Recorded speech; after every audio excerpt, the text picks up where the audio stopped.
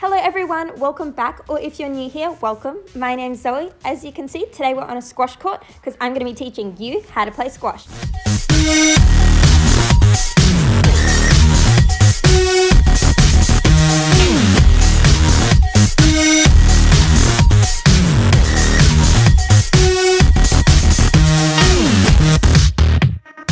Alright, so let's start with the court. As you can see, squash is played on a box-like court with a front wall, two side walls and a back wall.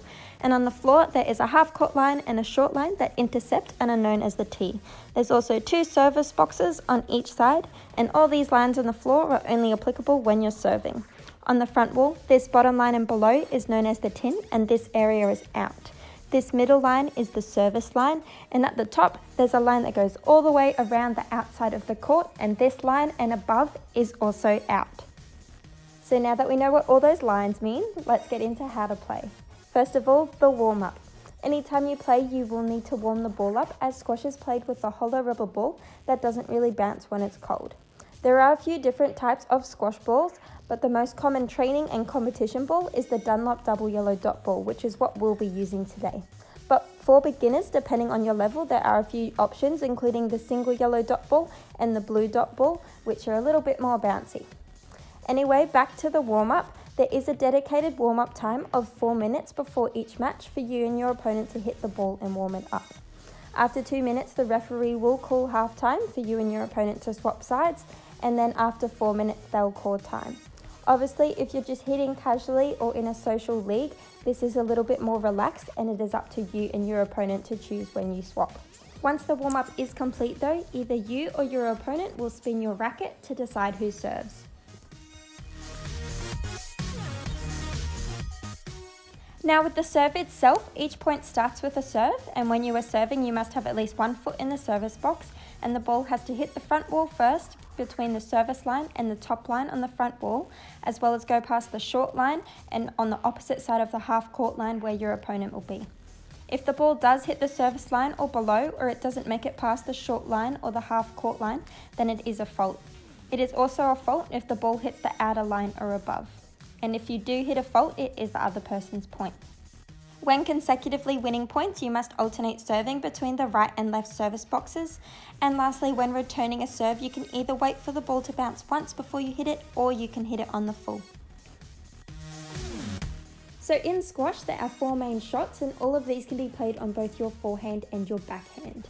The first shot is a straight drive, and the aim of straight drive is to hit the front wall and come straight back down the side wall towards the back of the court. Straight drives are the most basic and common shot in squash, but they are quite important in keeping your opponent behind you. The second shot is a drop shot. These are quite an attacking shot and a great way to finish a point, or just move your opponent from the back to the front of the court. The third shot is a boast. So a boast is when you hit the ball into the side wall at an angle before it hits the front wall. Boast can be quite a defensive shot from the back of the court if you're stuck, but they can also be an attacking shot. The fourth shot is a cross court. So a cross court is when you hit the ball towards the middle of the front wall so it lands on the other side of the court. Cross courts are great for moving your opponents around. Alright, so now that we have our serve and our shots, let's put them together into a rally. Each point in squash consists of a rally, and like I said before, it starts with a serve. So once either you or your opponent serve, you then take turns in hitting the ball. During a rally, you and your opponent can hit the ball anywhere in the court as long as it is above the tin and below the outline, but the ball must hit the front wall before either of you hit it. The ball can hit the side wall or the back wall either before you hit the ball or before it reaches the front wall, and the ball can only bounce on the ground once before you hit it. Now, referee decisions. During a rally, if there is any interference by your opponent on your way to the ball, or you think it is unsafe for you to play the ball, then you'll need to stop straight away and ask the referee for a let. It is then up to the referee to decide whether the call is a let, a no let, or a stroke. So a let is when there is minimal interference, but your opponent is making their best effort to clear. When this happens, the referee will say yes let, and the point will be replayed. A no-let is pretty much the opposite of the let, and it is when the referee deems there was no interference and you could have safely played the ball.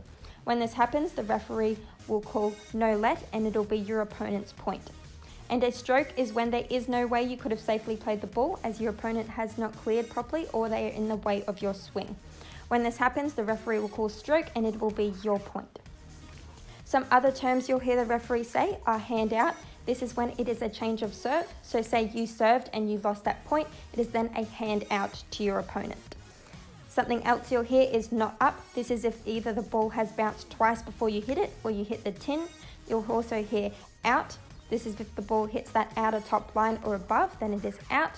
You'll also hear fault. This is if either you serve down or out, then it is a fault serve. And lastly, scoring. So a squash match is best of 5 games and each game goes to 11 points. And if you do get to 10 all in the game, then you have to win by 2 clear points and it is point a rally. Thank you all for watching today's video. I hope you all enjoyed it and learned something new. Don't forget to like and subscribe if you haven't already. See you next time.